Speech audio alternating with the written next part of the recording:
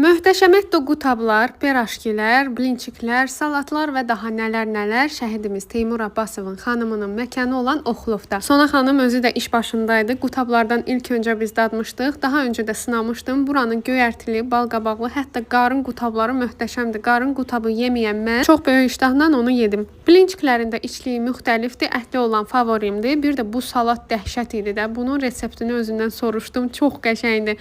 Kartoşka piraşkilərini ilk öncə yoxladıq. Gördüyünüz kimi yağı da tərtəmiz idi və ciyər piraşkisinin də ət olduğunu düşünmüşdüm. O qədər yəni dadlıdır. Yerindəcə isti-isti mütləq yoxlayın. Burada da vitrini sizə çəkib göstərdim ki, baxasınız nələr var və qeyd etmək istəyirəm ki, həm duzlu, həm şirin məhsullar burada yer alır və hər gün təzələnir. Qonağınız gələcək, yeməyiniz də yoxdursa, buradan yeməkləri də ala bilərsiniz. Sana xanımın anasının da əllərinin duzu dəhşətli. Mütləq buranın məhsullarını yoxlayın.